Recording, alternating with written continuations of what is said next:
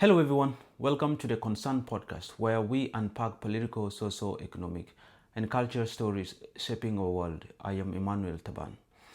Now, there are so many people who claim that when you walk on the streets of Juba or any other county or town in South Sudan and ask the pedestrians the names of 3 or 2 cabinet ministers in South Sudan, majority of them will struggle to tell you these ministers. And this is simply because these ministers have not been visible on social media or even on the ground. Majority of them are not known. If you tell or ask a South Sudanese who is well versed with the politics of the country, he will struggle to even tell you all the names of the cabinet ministers that are existing today.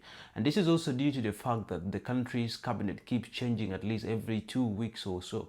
So it becomes very, very hard really to tell you who these ministers are. So on this video, I'm going to give you a list of at least 6 cabinet ministers in South Sudan that I feel that are more famous and popular in South Sudan. This is because of their longevity serving in the cabinet, but also due to the positions they serve in or the dockets that they hold, and also their engagement in the public and social media. So here is a list of 6 cabinet ministers. Before I proceed giving you the list, if this is your first time watching a video on this channel, please subscribe, like, comment, and if the videos interest you, share with your colleagues. It's a way of making the channel grow, and when it grows, it motivates us to make more videos back to back. And back on the video, as I said, I'm going to give you a list of 6. I will start from number 6 and then end with number 1. So one of the most famous cabinet ministers in the current cabinet of South Sudan that I feel is famous or known is none other than Honorable Josephine Napon Cosmas. Now, Honorable Napon serves as the Minister of Environment and Forestry in the Transitional Government of National Unity. It is the positions that she's serving in, and she has been serving in this position for quite a long number of years. And Napon is also the Deputy chairperson, board of directors in the Nile Pet Company, which is the Nile Petroleum Company, a corporation in the South Sudan that was actually initiated in 2009 and transferred to South Sudan. And it is the company that actually engages in discovery and production of oil in the country. So Honorable Josephine Napon Cosmas serves in that docket as the cabinet minister for environment and forestry, and also has been so visible because she's also a wife to the former governor of Central Equatoria State, Emmanuel Adil, and in so many times you saw pictures of them together. So I feel that Napon is one of the cabinet ministers that when you walk on the street and ask people, and there is a possibility or probability of them telling you her name. That is number 1. Number 5, the most famous cabinet minister in South Sudan is none other than Semaya Mande Kumba, who is the Minister of Foreign Affairs and International Cooperation. Kumba was appointed, I think, this year in 2005, and since he was appointed, he has been so visible on social media and almost to the press or to the media in South Sudan, because they always has this weekly press briefing that brings in so many media houses and explaining to them about the policies of the diplomatic policies of the country. And I think due to this incident, it has actually made him so known in the country, even when he has been appointed so recently. He serves in a very important docket, Ministry of Foreign Affairs and International Cooperation, which exposes him to other people or to other diplomats of other countries, visits countries, and that's the reason why he is so famous. And when you walk on the street of any other city or any other county or town in South Sudan, the possibility of people telling you his name is always high. The probability of this pedestrian telling you the name of Mande Kumba is high because he serves in a very powerful docket, which is the Foreign Ministry, and that is an equivalent of the Department of State or the Secretary of State in the United States of America and in other countries. Of course, it's Foreign Affairs. So Kumba is one guy that I feel is also so famous in the country or in the cabinet. Number 4, the 4th most famous cabinet minister, and also because of the docket he serves in, is none other than Barnaba Bakchor, who is the cabinet minister of Finance and Economic Planning. Now, Barnabas was appointed before in 2000, I think that was around August 2023, and then he was dismissed in 2024 around May or March, and then reappointed again recently in this month, early this month, as the cabinet minister for finance and economic planning. And that is the most powerful docket in the country. In other country, it is an equivalent of the treasury.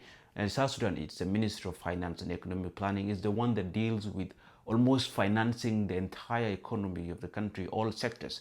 They look up to the Finance and Economic Planning Ministry. So it is a very powerful cabinet docket. And Barnaba Bak holds a doctorate in business administration from the United States International University in Nairobi or in Kenya.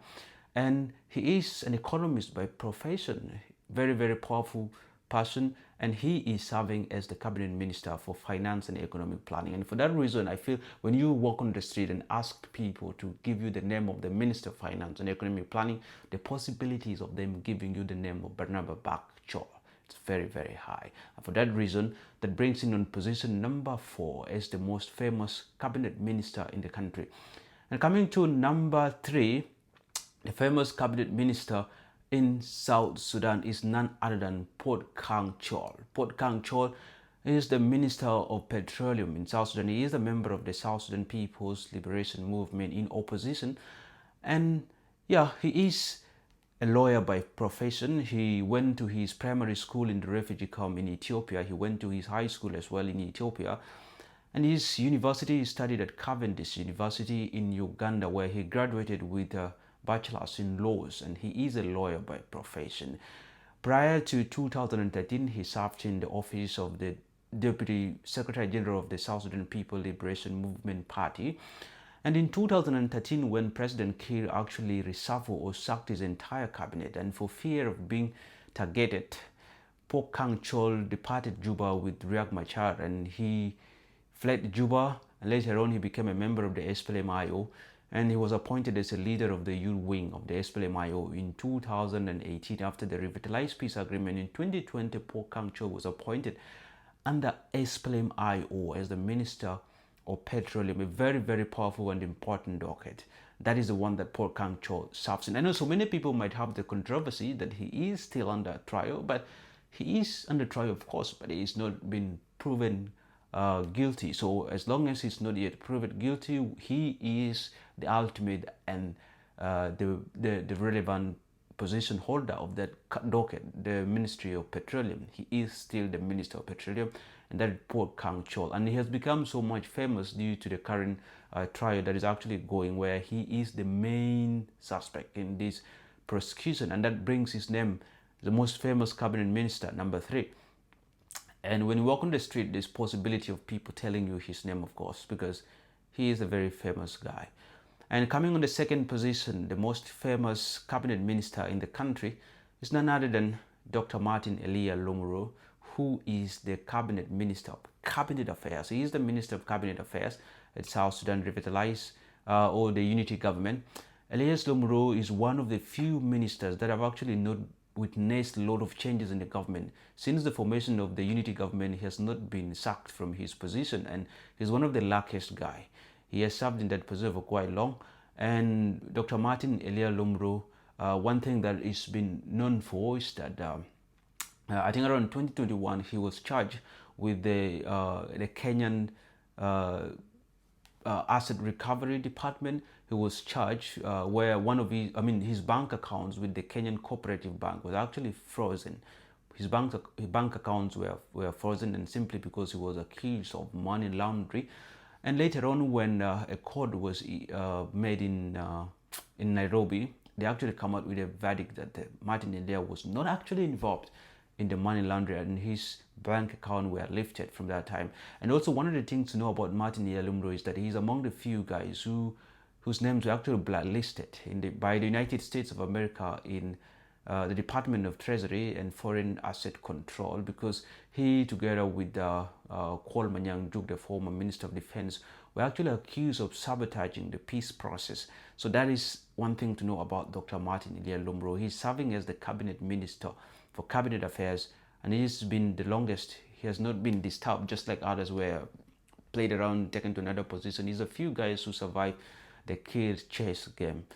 And number one coming on the list is none other than Michael McQuaid, who is the Minister of Information, Communication, Technology and Postal Services. McQuaid, just like Martin Elia, he is among the few cabinet ministers who has not been shaken, who has not been changed from his position right from his appointment under the unity government. He's serving as the Minister of ICT and Postal Services. Very powerful position. He's a famous guy.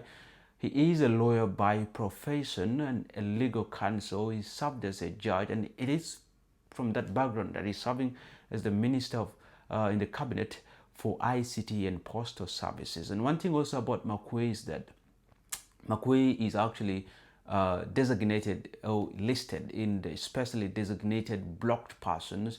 He is in the list, the blacklist by the United States Department, Office of Foreign Asset Control, that is the Department of Treasury, and he was also accused of sabotaging the peace process.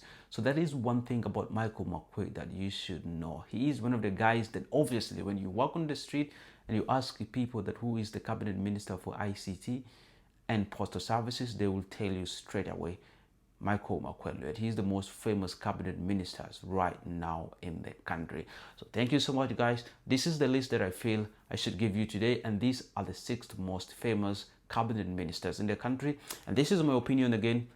You might have a different opinion about this list. You might have your own ministers that you feel are famous. But if you have your ministers that you feel are famous than the one that I've given, write down in the comment section, and we all get to learn about and know about them. So thank you so much for watching. And again, if you haven't subscribed, please hit on the subscription button. And this is the Concern Podcast. And until next time, I remain Emmanuel Taban.